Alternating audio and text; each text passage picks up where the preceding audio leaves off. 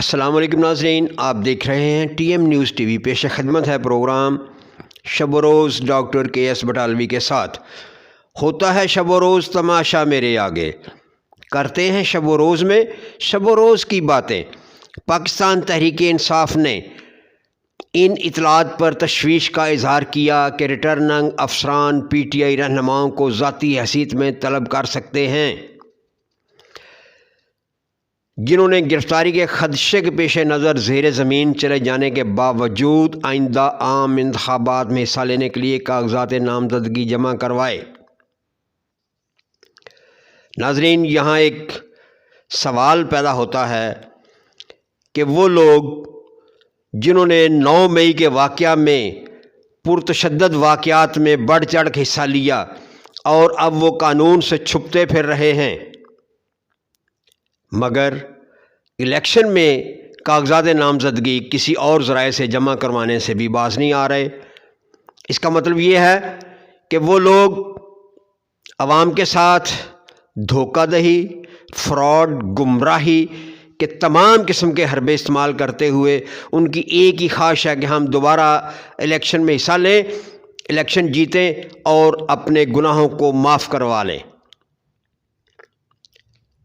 ناظرین، ایسے لوگوں کو ووٹ دینا چاہیے جو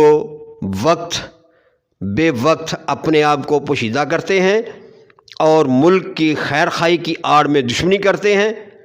انہوں نے 9 مئی کے واقعات میں جو کچھ کیا، 9 مئی کے واقعات میں جو کچھ ملک میں ہوا، وہ کسی کی آنکھوں سے اوجھل نہیں، سب کو معلوم ہے۔ اور اب اگر ان پر مقدمات بن رہے ہیں تو وہ زیر زمین چلے گئے۔ الیکشن کا وقت آ گیا تو پھر برساتی مینڈک کی طرح پھر باہر نکلنے کی کوشش کر رہے ہیں اور قانون کا سہارا لے رہے ہیں اور عوام کو گمراہ کر رہے ہیں۔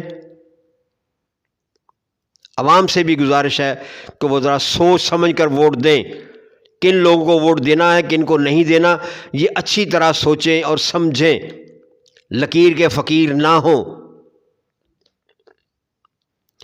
پارٹی کا دعویٰ ہے کہ اس طرح کے اقدامات کا مقصد ممکنہ طور پر اس امیدوار کو اغوا کرنا اور انتخابی عمل سے دور رکھنا ہے۔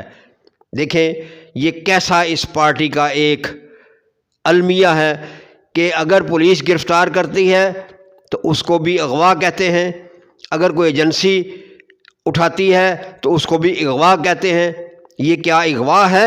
اغوا تو وہ ہوتا ہے جو کسی کو اغوا کرے اس کے بعد تاوان کا مطالبہ کرے، جبکہ یہاں تاوان کا مطالبہ نہیں ہے بلکہ ملک کے دفاع کا مطالبہ ہے، قانون کی پاسداری کا مطالبہ ہوتا ہے۔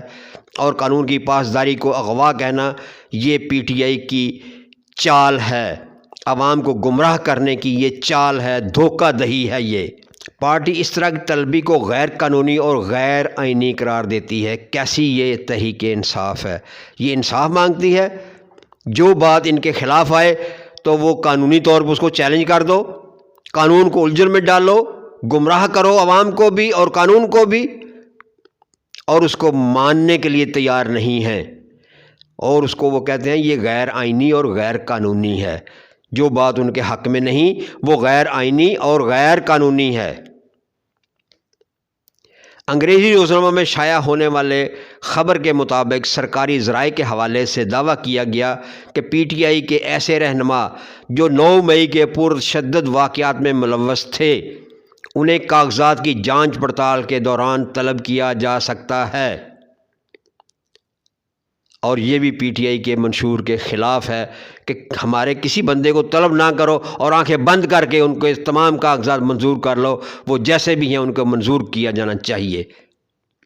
اخبار کے ذرائع نے دعویٰ کیا ہے کہ طلب کیے جانے پر کسی بھی امیدوار کے لیے قانونی طور پر حاضر ہونا ضروری ہے۔ اگر امیدوار حاضر نہیں ہوگا تو کاغذات نامزدگی مسترد ہو سکتے ہیں۔ ایسے امیدوار کے دستخط اور کاغذات نامزدگی چیلنج بھی ہو سکتے ہیں، مخالفین اس کو چیلنج کر سکتے ہیں۔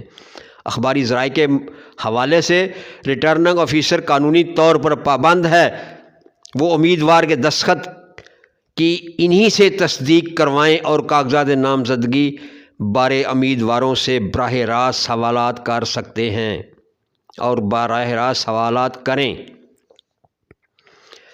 دوسری جانب آرمی چیف سید عاصم منیر نے کہا ہے، ہمیں ایک پرعزم اور یکجان قوم کے طور پر متحد اور یکجان ہونا پڑے گا۔ ISPR آرمی چیف نے راولپنڈی کرائسٹ چرچ میں کرسمس تقریب میں شرکت کی۔ اس موقع پر انہوں نے پاکستان میں مقیم تمام مسیحی برادری کو کرسمس کی مبارکباد دی۔ کرسچن کمیونٹی نے آرمی چیف کا خیر مقدم کیا اور تہوار بانٹنے پر شکریہ بھی ادا کیا۔ ظاہر ہے آرمی چیف ہیں، صدر ہو، وزیر اعظم ہو، آرمی چیف ہو، اقلیتوں کے تہوار میں ان کا جانا ان کی حوصلہ افزائی ہے اور جانا بھی چاہیے، اس میں بظاہر کوئی برائی نہیں۔ آرمی چیف نے درپیش چیلنجز اور مسائل سے نپٹنے کے لیے بیان بازی اور پروپیگنڈے کے بجائے قومی مسائل کے بارے درست نقطہ نظر، سچائی اور علم پر مبنی رائے رکھنے کی اہمیت پر زور دیا۔ یعنی ان کی رائے یہ ہے کہ اچھی بات، علم والی بات، سچی بات کرنی چاہیے جس سے ملک کو فائدہ ہو، عوام کو فائدہ ہو، قوم کو فائدہ ہو۔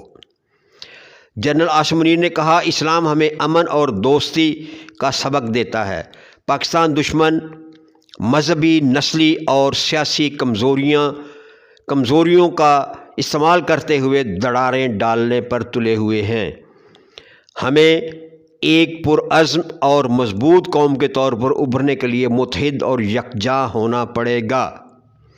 ISPR کے مطابق آرمی چیف نے قائد اعظم محمد علی جناح کے 147ویں یوم پیدائش پر ان کے عظیم ویژن اور قیادت کو شاندار خراج تحسین پیش کرتے ہوئے کہا، 11 اگست 1947 کو دستور ساز اسمبلی سے خطاب کے دوران قائد کے تاریخی کلمات کا حوالہ دیتے ہوئے کہا، آپ آزاد ہیں، آپ اپنے مندروں میں جانے کے لیے آزاد ہیں، آپ اس ریاست پاکستان میں اپنی مساجد یا کسی دوسری عبادت گاہ میں جانے کے لیے آزاد ہیں۔ آخر میں آرمی چیف نے تمام شعبوں میں پاکستان کی پوری مسیحی برادری کی خدمات اور قربانیوں کا بھی اعتراف کیا۔ اچھی بات ہے، آرمی چیف نے اعتراف کیا ہے، آرمی چیف نے ان کی حوصلہ افزائی کی ہے اور ہونا بھی چاہیے۔ دیکھتے رہیں TM نیوز TV۔ آئندہ پروگرام تک اجازت، اللہ نگہبان۔